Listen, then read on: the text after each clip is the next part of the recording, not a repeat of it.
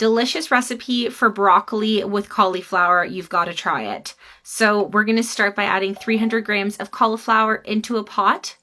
We're also going to need 300 grams of broccoli. Let's season with a tablespoon of salt. And pour in some boiling water so we can cook these veggies. And that salt should be all over the vegetables. We want to add plenty of water to help with cooking.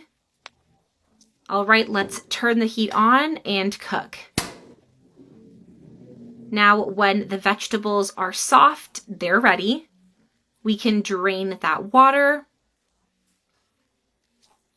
All right, moving on to the next step, I've got a pan here. I've melted some butter. I'm going to add in 1 onion along with 1 carrot that I've sliced. And we're going to stir these until they're well sauteed.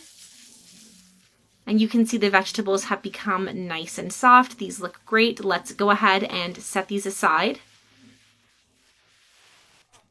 We're going to add that broccoli and cauliflower that we just made. I'm adding it right into a baking dish. And let's go ahead and add those veggies that we just sauteed as well. And we're going to set this aside and move on to the next step. In a pot, add in 1 tablespoon of butter. I'm now going to add in some flour to that melted butter. This is 3 tablespoons in total. And stir everything together really well. When it reaches this point, we're going to add 1 glass of water, and I've just added some chicken seasoning to that water. And stir until it's dissolved.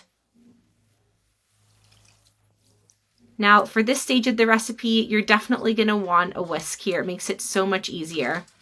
Now, you can use a spatula or you can use a wooden spoon here, but I find a whisk is better. All right, add the rest of that water and seasoning. We're also going to need 100 mils of milk. Give that a good stir until everything is nice and smooth. All right, once it looks like this, it's looking great. It is time to season. So we're going to season our sauce with a bit of salt. We're also going to need some oregano. And you can add the spices and the amounts that you prefer. It's up to you. And we're going to pour that delicious sauce all over those vegetables. Oh, this smells wonderful.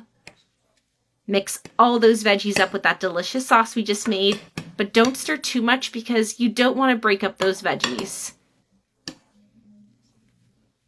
This looks good. We're going to cover with some grated mozzarella cheese. And we're going to bake this for 15 minutes at 320 degrees.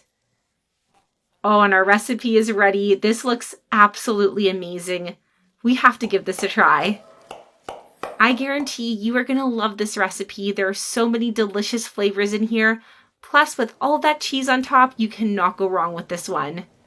Be careful not to burn yourself. It is hot out of the oven, nice and steamy. You've got to call your family to try with you. Enjoy.